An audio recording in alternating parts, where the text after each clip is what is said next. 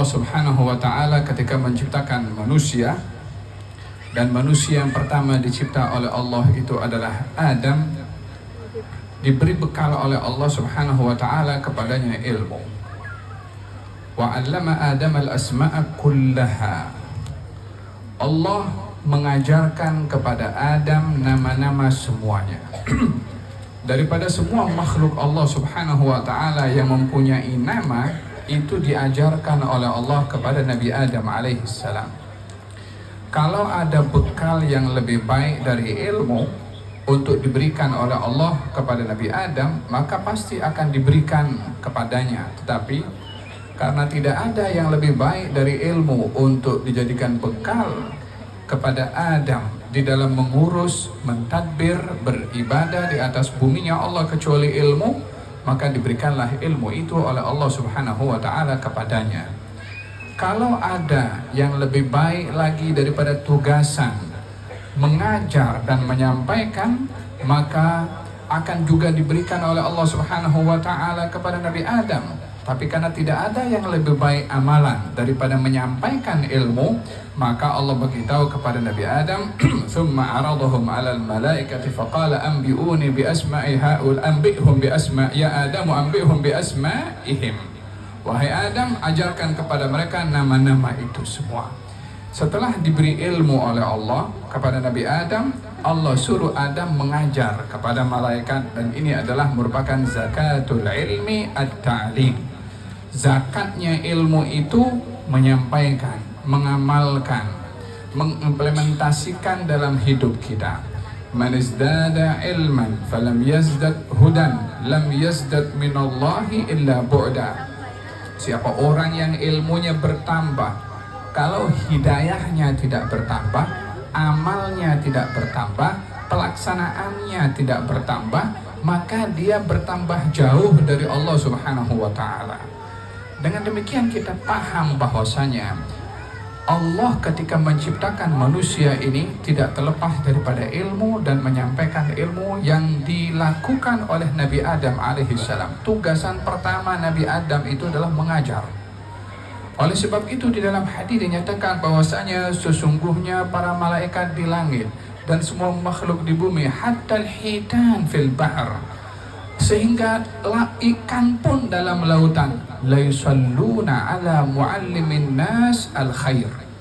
Mereka berdoa kepada orang-orang yang mengajarkan manusia yang lain kebaikan. Yakni orang mengajar, mungkin muridnya 1, 2, terpulang berapa yang mau belajar. Tapi yang dikerahkan oleh Allah, yang digerakkan oleh Allah, semua makhluk yang ada di langit daripada kalangan malaikat dan semua makhluk yang ada di bumi kenal kepada orang yang menyampaikan ilmu dengan ikhlas. Sehingga malaikat kenal fulan bin fulan, kenal fulan bin fulan. Oh, ada madrasah sekolah majelis taklim namanya Rubat Sunnatul Mustafa. Fulan mengajar, fulan terkait dengan ilmu, namanya dikenali di atas sana. Malaikat kenal kepada semua dan juga kepada orang yang mengajar, makhluk yang ada di bumi dan juga sampai makhluk yang ada dalam lautan. Ditulis oleh Habib Zain bin Ibrahim bin Smith ketika apa kaitan ikan itu sampai mendoakan kepada orang yang mengajar. Apa kaitannya? Yang ngambil manfaat itu kan manusia yang belajar. Yang belajar itu manusia, mungkin jin yang kita tidak nampak lah. Tapi apa kaitan makhluk di langit dan makhluk di bumi, bahkan juga ikan di lautan pun juga berdoakan kepada orang yang mengajar. Apa sebabnya?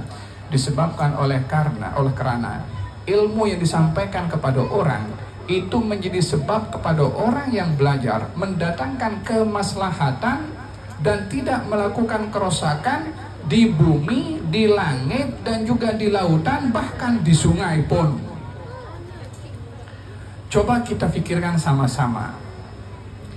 Yang menyebabkan polusi pada udara ini sehingga oksigen tidak bersih, siapa yang buat? Manusia. Allah kasih oksigen ini semuanya bersih, tapi manusia merosakkannya dengan kilang yang tidak menjaga kebersihan ataupun kimia yang menyebabkan udara tidak bersih, sehingga udara oksigen yang tidak bersih ketika dihirup oleh manusia menyebabkan merosakkan kepada tubuh badan manusia. Siapa yang berbuat? Manusia yang tidak belajar dan tidak bertanggung jawab. Yang berlaku kerusakan di atas muka bumi, rosaknya hutan sehingga menyebabkan banjir. Siapa yang potong itu kayu semua? Manusia juga. Kalau mereka berilmu, kalau mereka bertanggung jawab dengan ilmu yang dia pelajari, tidak akan melakukan kerusakan atau melakukan sesuatu yang mengundang kerusakan di atas muka bumi ini. Termasuk juga di lautan yang mengotori sungai sesal dengan sampah sehingga menyebabkan air kotor, bau, dan juga membawa penyakit, yang sehingga manusia terkena penyakit disebabkan minum air sungai yang kotor. Siapa yang mengotori air sungai itu? Manusia juga. Yang menumpahkan barangan minyak yang tak dipakai ke dalam lautan kimia sehingga ikan menjadi mati pun juga. Siapa yang melakukan itu semua? Manusia juga. Sehingga keberkesanan ilmu bagi manusia yang belajar ilmu, manfaatnya semua makhluk mengambil manfaat. Manusia yang lain ambil manfaat.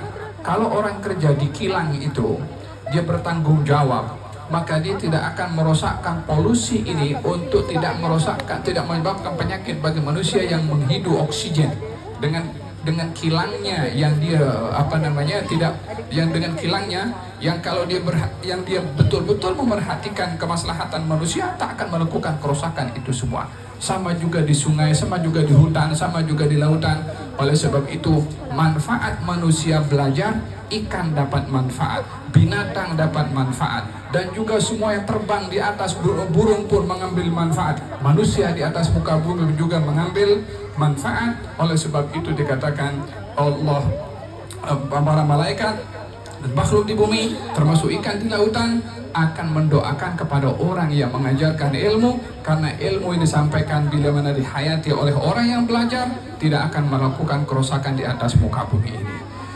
Ilmu apa yang perlu untuk dipelajari oleh seseorang sehingga dia dengan ilmunya itu boleh bertanggung jawab dan dengan ilmunya mendatangkan manfaat kepada semua makhluknya? Tidak dinafikan bahwasanya ilmu ini terbagi kepada dua bahagian. Bukan karena ilmu agama dan bukan ilmu agama, itu adalah macam-macamnya yang ada, tetapi secara keseluruhan ilmu itu terbagi kepada dua sahaja, ilmu bermanfaat dan ilmu tidak bermanfaat. Ilmu yang bermanfaat adalah ilmu yang membawa seseorang kenal kepada Allah, berbuat sesuatu karena Allah dengan ilmunya, apapun ilmu yang dia pelajari. Seseorang yang dia pakar dalam ilmu IT, dalam teknologi, dia tak akan gunakan ilmunya untuk menjadi skema kepada orang lain, tipu orang lain dengan skema. Yang tipu orang itu kan pakar dalam teknologi. Mungkin dia belajar dekat luar negeri, dekat university luar negeri dan mendapatkan syahadah. Tapi kerjanya tipu orang dengan apa? Dengan IT-nya. Orang yang belajar accounting contohnya, dia pakar dalam ilmu accounting, tapi dia memanipulasi apa yang laporan report yang sudah untuk tak kena tak kena saman ke kena bayar ini ke itu, dia pusing sana pusing sini, dia akhirnya menggunakan ilmunya untuk menipu. Maka dengan demikian ilmu yang seperti ini walaupun tak ada kaitan dengan bahasa dengan ilmu agama yang kita belajar fiqh dan lain-lainnya, ilmu ini boleh digunakan untuk merosakkan, ilmu ini juga boleh digunakan untuk memberikan manfaat. Bila IT yang dikaji, dipelajari, ilmu accounting dan lain-lainnya dikaji untuk dia berkhidmat kepada manusia, kepada masyarakat, seperti yang diperintahkan oleh Allah untuk berkhidmat kepada masyarakat, ilmunya adalah ilmu yang bermanfaat. Hatta accounting, hatta manajemen, hatta ekonomi, hatta IT. Bukankah dalam Al-Quranul Karim Allah Subhanahu wa Ta'ala berfirman, Allah itu menurunkan wa anzalal hadida fihi ba'sun syadidun wa manafi'u linnas wa liya'lamallahu man yansuruhu wa rusulahu bil ghaib. Allah menurunkan besi, di dalamnya ada kekuatan dan manfaat bagi manusia. Bukan hanya kekuatan, tapi manfaat bagi manusia. Karena orang menggunakan besi kalau diingat untuk bom atom untuk hentam bunuh orang lain jadi dosa. Bukan itu matlamat Allah Subhanahu wa taala jadikan itu besi, tapi jadikan besi wa manafi'ul linnas. Bukan manfaat, manafi', banyak manfaatnya untuk manusia. Jadi Allah menyimpan ilmu pada segala ciptaannya supaya orang itu belajar ilmu bukan hanya semata-mata ilmunya sahaja tanpa dijadikan apa tujuan dalam pembelajaran ilmu tersebut. Kiaskan dengan apa saja yang diberikan oleh Allah Subhanahu wa taala. Oleh sebab itu, bila seseorang menggunakan ilmu untuk hal yang bermanfaat, ilmunya adalah bermanfaat. Sebaliknya, kalau dia belajar ilmu sains dan lainnya, apalagi belajar ilmu agama, tapi tujuannya untuk berdebat dengan orang lain, tujuannya untuk menipu orang lain, tujuannya hanya memaksudkan keduniaan. Bukankah dalam hadis dinyatakan barang siapa yang mencari ilmu untuk dia pandai dalam berdebat, atau dia untuk mencari kemasyhuran atau publicity, atau dia ingin menipu kepada orang-orang bodoh hanya mendapatkan keuangan, maka dia tidak akan mencium bau surga, atau tidak akan masuk dalam surga, atau dia akan masuk dalam neraka. Kata baginda Rasulullah SAW, ilmunya mungkin ilmu agama, ilmunya mungkin ilmu syariat, tapi matlamatnya, tujuannya, karena tujuan bertentangan dengan orang itu untuk mendapatkan manfaat daripada ilmu, maka dia hina, jatuh di mata Allah Subhanahu wa taala, bukan karena ilmunya, tapi karena nawaitu dan penggunaan ilmu itu bukan pada tempatnya. Oleh sebab itu Allah berfirman dalam Al-Quranul Karim, dalam Al-Quran Allah berfirman, "Dzalika mablaghuhum minal ilm." Itulah hanya yang apa mereka tahu daripada hal ilmu saja, yakni hanya tahu hal-hal keduniaan sahaja. Ya'lamuna dhahiran minal hayatid dunya wa hum 'anil akhirati hum ghafilun. Mereka hanya tahu ilmu-ilmu keduniaan saja, tapi dia lupa akan akhirat. Ilmunya ada, pakar dalam macam-macam bidang, tapi tak ingat kepada Allah. Ilmu apa yang menyebabkan orang itu tidak ingat kepada Allah Subhanahu wa taala? Orang yang pakar dalam ilmu kedokteran, adakah dia berpikir ilmu itu datang daripada manusia yang lain? Orang seorang dokter, belajar daripada dokter. Yang bagi kepada dokter pertama punya ilmu itu siapa? Dan kalau segala ilmu itu datang daripada Allah, bagaimana seorang yang belajar ilmu tak kenal kepada yang bagi ilmu? Belajar ilmu tak kenal kepada guru yang mengajar ilmu, itu pelajar apa kalau tak kenal kepada guru yang mengajar kepadanya ilmu? Sama juga orang yang dia punya ilmu, kalau tidak kenal kepada yang maha memberi ilmu kepadanya, tak ada guna ilmunya.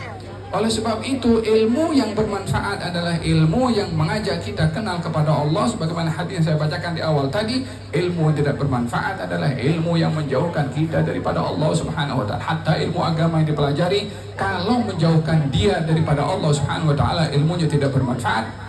Oleh hadza kata baginda Rasulullah SAW, al-ilmu ilman. Ilmu itu ada dua, ilmun fil lisan, ilmu di mulut ini semua orang boleh mendapatkannya. Yang kedua adalah ilmu fil janan wa dzalika ilmun nafi', dan ilmu yang kedua adalah ilmu dalam hati, itulah ilmu yang bermanfaat. Demikian sabda Nabi Muhammad sallallahu alaihi wa ala alihi wa sahbihi wasallam. Keberkatan daripada ilmu yang dicari, kita sudah memberikan definisi ilmu tadi, antara dua, ilmu bermanfaat dan ilmu tidak bermanfaat. Ilmu bermanfaat, ilmu yang menambahkan kepada kita amal, ilmu yang mengingatkan kita kepada Allah, ilmu yang menanamkan dalam hati kita rasa makin dekat dengan Allah, itu ilmu bermanfaat. Ilmu apapun itu. Yang sebaliknya, ilmu tidak bermanfaat kalau dia dengan ilmunya jauh dari Allah Subhanahu wa taala, maka tidak bermanfaat ilmu tersebut walaupun ilmu dipelajarinya adalah ilmu agama.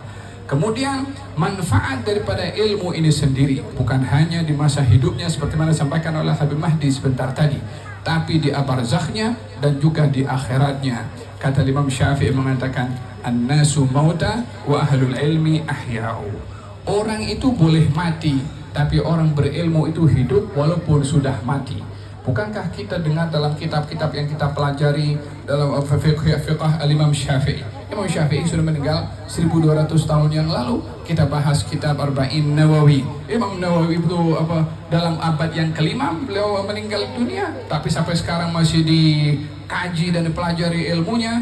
Ini orangnya sudah tiada, tapi ilmunya tetap hidup, barakahnya tetap diambil, manfaatnya pun tetap sampai kepada orang tersebut. Oleh sebab itu, di antara keberkatan umur yang diberikan oleh Allah kepada seseorang yang umurnya panjang karena pahalanya berterusan walaupun bilangan umurnya sudah habis, yakni sudah berakhir, sudah meninggal dunia, tapi pahalanya masih berterusan.